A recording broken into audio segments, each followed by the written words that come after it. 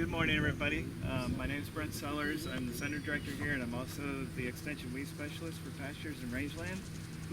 So I get to cover mostly the southern part of the state, but I also go up on the Panhandle sometimes as well, but not as much as I used to because I'm getting old and cranky. All right. This is Cameron Mills. Yeah. I'm the intern for the Seminole Indian 4-H program, and I'm also an intern for ABAC. How many people know about ABAC? Yeah. Is that where y'all want to go to school? One day? You should.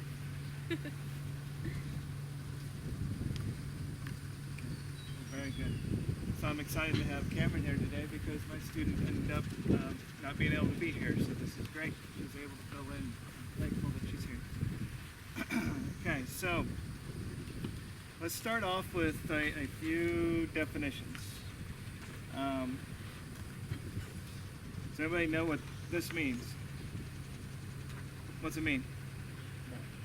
Go ahead. That it's from here. That it's from here, okay? What if it's non-native? Opposite, right? Okay. What about that? That means it didn't come from here, but it's from here. Okay. Well, that's actually the same thing as non-native. So what makes a non-native invasive? Go ahead. There's no natural predators. There's no natural predators, no natural enemies. Yes. She gets a prize. All right. That's absolutely correct. So a lot of times non-native species come here and they become problematic because they have no natural enemies. But there's a lot of non-native species in Florida that are not invasive. So just because it's non-native doesn't mean that it's invasive. But if it's invasive, it's absolutely non-native. Okay? Can native plants be invasive?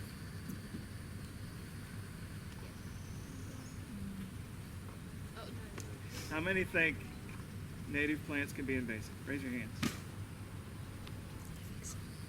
Oh, a lot of people said yes, and now you're not raising your hands.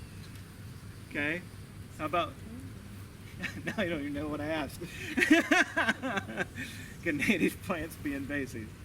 No. How many say no? Some of you aren't voting. You abstaining? The correct answer is no. Native plants cannot be invasive, but they are weeds. They're nuisance plants, okay? That's the definition that we use. All right. So, give me a couple non-native species that we use, that we grow widely in Florida. Anybody gonna have any ideas? So quiet. Apical grass. Limpo grass? It's actually a non-native that we do use. I have colleagues that believe it's invasive. But that's okay. It's not on any list yet, and it's really not documented to be invasive. Citrus. Bingo. A lot of people don't realize that citrus is not native to Florida. So just because it's not native doesn't mean it's not beneficial to us, okay? I have three, well, one's out there, but I'm going to show you that one out there in a little bit. We have three non-native species that are the most problematic in pastures. That one out there is coven grass, tropical soda apple, and then the one that made all the hair on my head fall out, smut grass. So those are our three most problematic species. And I'll talk about coven grass a little bit later because it's probably the most difficult one that we have to manage. Tropical soda apple, it has, I think, a pretty cool story. Not initially though, because when it first came in, there were no natural enemies here. In the 1990s, it spread over much of South Florida. There's pictures of some pastures that I've seen from the archives that was like a complete monoculture. All you saw was tropical soda apple. And if you ever tried to walk through one, it'll stop you pretty quickly because of the thorns and spines on it. Over time, after doing research on herbicides and mechanical treatments, they figured out a few different ways to do that. But also in 2003, they released the tropical soda apple beetle. And if you want to look at this later, you can find larvae and mature beetles on this plant as well. That's why I brought it up here. I think this is one of the cool success stories out of extension and research, is finding multiple things to use or tactics to attack tropical soda apple. So you have mechanical, you have, obviously the lovely hand pulling or digging it up. You have the herbicides and you have the biological control agents. So there's multiple ways now to attack that. Second one that I deal with the most now is smut grass. We have one herbicide for selective control. You can burn it and graze it for a little bit for about 2 to 3 weeks. Cows will keep it down, but if you don't keep cows on top of it, it grows back pretty quickly. The cows stop eating it.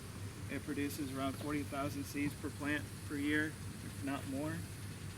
It takes about 10 years for a seed to die.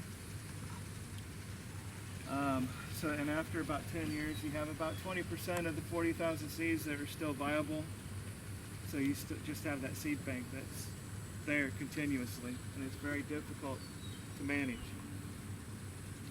So that's why my hair's falling out, or fell out. It's because of trying to figure out ways to work on this species to make our control more consistent over time. But what I really wanted to demonstrate to you guys today, we're going to get up and do a little demonstration all together, is how quickly invasive species can take over a certain area. Okay, so what I need you to do is come up, grab one of these flags. There's a hole in the center of it. Put it over your head with the yellow, all yellow facing out. Okay, so all yellow should be facing outward. And then go out and stand next to one of the cards that's on the ground. And then we'll go from there. Okay?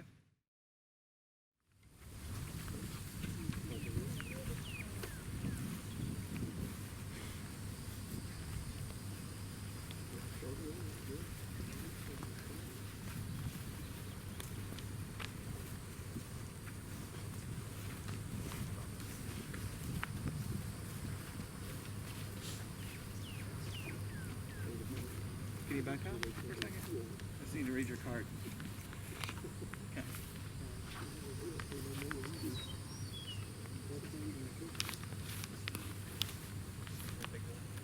Okay, so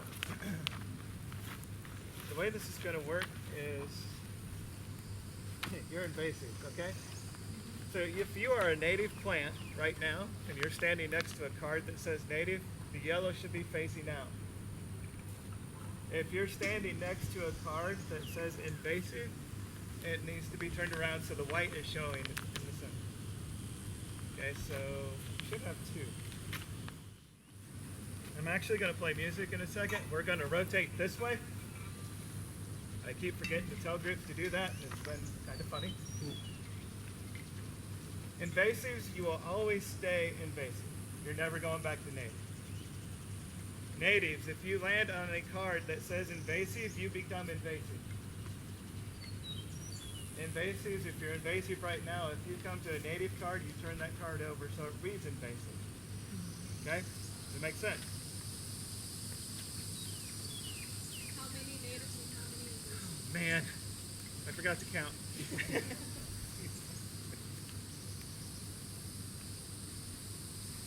19 total, so 17 natives, 2 invasives.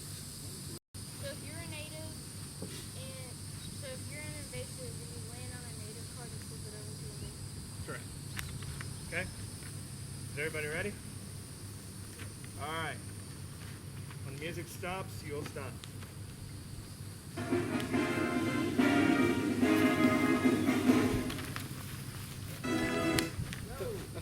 Go, go. Just keep walking. Just keep walking. Pretend there's music. Yeah. I keep forgetting that it goes to a different song. Alright. When the song starts, they stop.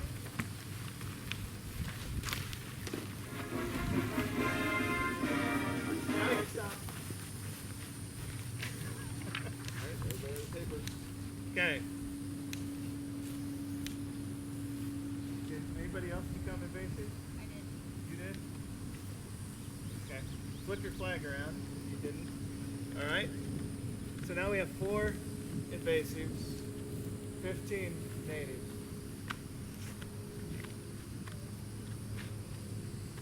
Everybody ready?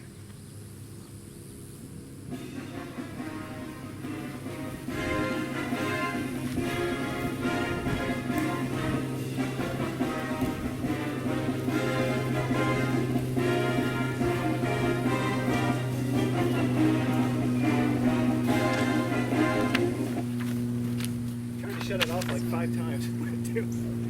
Okay? Okay. If you sit next to an invasive card, go ahead and flip your flag over. If you're invasive, turn over the card in front of you. Okay.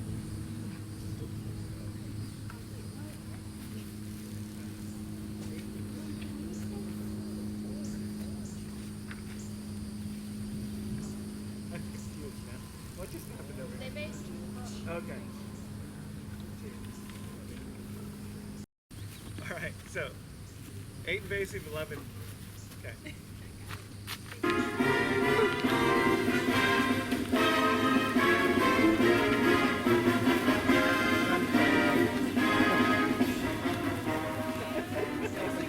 Yeah, but you don't have people walking around and doing it, so you have to, Sometimes I do.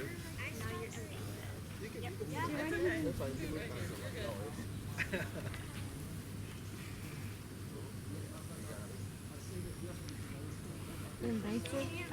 Invasive. You need to flip your card. You changed it from native to 14 invasive. You have to flip it. invasive. Flip that. 5. Thank you. All right, you ready?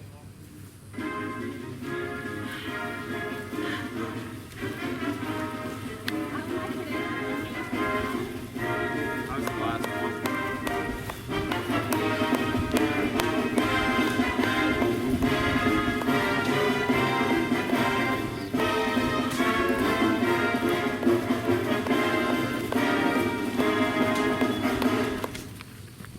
That's it.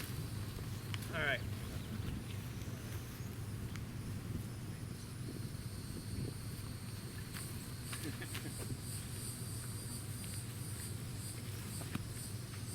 We only have 1 native left.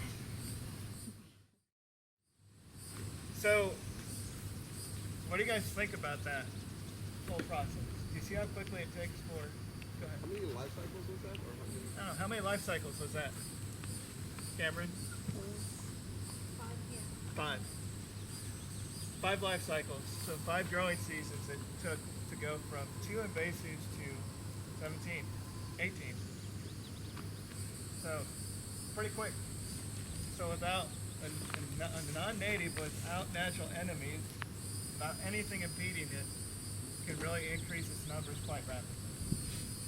So just a kind of a demonstration so you guys can kind of visualize that. Any questions about that part? Okay. So next, if you guys want to take your flags off, put them back on the table, then come back out in this part. Face it back.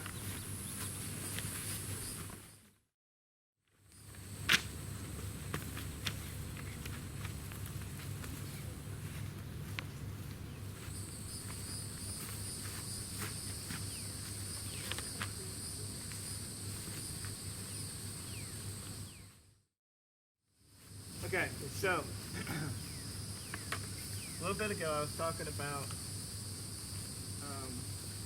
tropical soda apple, how I feel it's one of our more manageable species today, and the smut grass I've been struggling managing, helping ranchers manage for a while, ever since I've come here. But in the grand scheme of things, they've been working on smut grass since the 1950s. So I'm not the only one that's been struggling with it, right? But I feel like we have some answers for that one. I think it's manageable, It's just sometimes not always economical and more difficult to do long term. I think the scariest plant that we deal with is this one called Kogan grass. So this is in the world's top 10 world's worst weeds. It's on every continent except Antarctica, and it is everywhere, pretty much in the state of Florida by now. So I just dug this up yesterday along the road, and I walked out into one patch and it was over my head. I decided not to dig there. Okay, but think about walking out into a patch of this that's over your head. It's 100% Kogan grass. You think about how much biomass is there above ground that you can see. My colleagues that did research on Kogan grass in the 80s and 90s and early 2000s, they found that about 80% of the biomass is actually below ground. So you can't even see it. So you think how much biomass is above ground, and then you hear or understand that 80 to 90% of it's below ground. It's like an iceberg, right? Yeah, it's like an iceberg. That's Just a good little analogy. bits on top. Yep. So, if we kill off the top part, and we haven't done anything to the root system, we're not going to get ahead. And I'm going to explain that a little bit more because there's kind of more to it. Kogan grass has what we call apical dominance. So, this part, this part of the plant is controlling part of the root system. So that's why I'm having you stand the way you are, because I want you guys to kind of demonstrate. And so, if you'll raise your arm for me, okay? So if you guys are, if you got a little keep peace.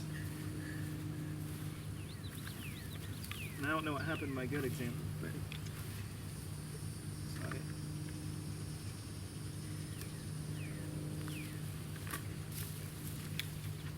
I'm missing a long root that I had earlier, which is not a good thing. Okay, so this is part of the root system. We actually call this a rhizome. Rhizomes are basically modified stems, but they're below ground. So if it's a modified stem, that means it has nodes and it has leaves and it has, in this case, it has roots because it's below ground. So each node is a growing point, right?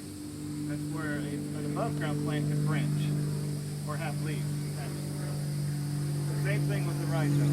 It actually has little leaves that are attached to the rhizome. The last one I had roots coming off of each node as well. So each of those nodes is actually the essential shoot that go above ground. This is controlling those nodes from sprouting. Okay?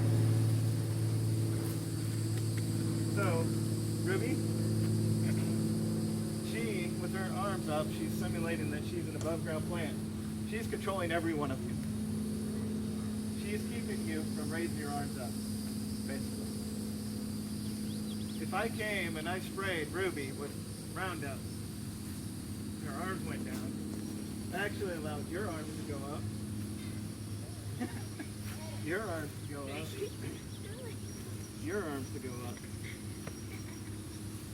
So by removing Ruby, she's no longer dominating the root system, and it's allowed, what's your name? Lakeland? Lakeland shoots to go up, Casey shoots to go up, and Graceland shoots to go up. Okay, so then if we came and sprayed this patch again, that allows other shoots to raise their arms and come up. So, the way Kogan grass works a lot of times is because much of the root system's dormant. If we go out and spray that patch, a lot of times we have to go back and spray it again because you have new shoots that came up from the dormant parts of the root system. So people get aggravated when they go out and spray it once and they come back 6 months later or 12 months later and they see more Kogan grass coming back. But that's why. That's what's going on. If that patch has been there for 3 to 4 years, it's probably going to take that long to get rid of it. That's probably a pretty good rule of thumb. So if it's been there longer than that, it's probably going to take something more intensive. It's probably going to take multiple tactics of burning, spraying, disking, repeated disking. Okay? So it takes a lot to control a patch of cousin grass that's been there for a long time. Any questions about that? Yes. So once you spray it, does that mean that it allows the vegetables to shoot? Does that mean that one dies, or like can it like be alive again? So if you spray this part will die. And it will die down to a certain point within the rhizome probably as well. But down in that rhizome, because that's dormant at some point, the herbicide won't be able to travel any further. So it'll stop there. Okay. Anything else? Yes. You said animals can irritate it. Animals can eat cousin grass. Believe it or not, I see a lot more horses eating it than I do cattle. I think it's because horses have 2 sets of teeth. Cattle only have 1 set. Cattle will eat it when it's young, kind of like smut grass. If it's burned and tender regrowth, the cattle will graze it more readily. Once it gets, this tall, a lot of times they don't graze it unless that's the only thing they have to eat. But it's pretty rough on their teeth. Yeah. My dad has a pasture in our yard, and every time we burn it so the cows. So cows can eat it. A lot of people do that. And you said they can get up to your padded height. How quickly can it grow? Oh, I should know that, but I can't think how quickly it must do that. Quick, fast? Fast, yeah. Yeah. It doesn't take long. So usually we tell people if they're using an integrated approach to kind of go after it, especially if it's a 40-acre patch. We'll burn in August, come back in 6 weeks, and it's already waist high. So that's when we want to kill it, or try to kill it, try to spray it. Because by burning it, you remove that apical dominance too. So you get more of the root system sending up more shoots. So more shoots means you're going to attack more of that rhizome. Yeah. So when developing a herbicide for it, would you want to use contact on root specifically to decrease the likelihood of it sprouting up? So you're looking for something, a herbicide that's actually going to not kill the top growth very quickly, and it will actually be able to move down in the plant into the rhizome. It'd be pretty hard to get something that's going to be in contact with the rhizomes unless it had a lot of soil residual, and a lot of times those aren't environmentally friendly, so we want to stay away from those. There's 2 products that are really slow. One's Roundup, and one is Arsenal. Arsenal does have a lot of soil activity with it too. So you don't want to spray Arsenal underneath trees because it will kill trees. Does the acidity of the soil or the base of the soil make a difference in how fast or how it grows? Yeah, it's a really good question. So all the work that I've seen, pH really hasn't mattered too much. At least what we have, right? So acidic pH 4, 4.5, it does quite well in. Up to around 6, it does well. Once you start getting above 6, the cousin grass doesn't like it as well, but neither do most of our forages. So we struggle with that as far as managing it that way. But you'll see this in native areas quite readily. All right? Yeah, In sorry. its native areas, what predators eat it? What's that? I said, in its native areas, does anything eat it? In this native area, there are a couple things that they're looking at, and I don't remember what they're called, but one actually bores into the rhizome. They have brought them over. We have a quarantine facility in Fort Pierce, but they can't keep them alive in captivity. So they haven't been able to really study them long enough to get an idea of whether they have an impact on any of our native species in the U.S. Where they originally came from, are they just as negatively impactful in the area? Or is there something that kind of keep it in check? You know, I'm not really sure, Eder, to be honest. It seems like what my colleagues have told me is there's these big savannas of Kogan grass. So it sounds like it's not Got terrifying kept in grass, check very well terrifying either. grass. Do they know where it originated from? In Asia. In Asia. Where exactly, I'm not sure. Your time? Well, thank you, everybody.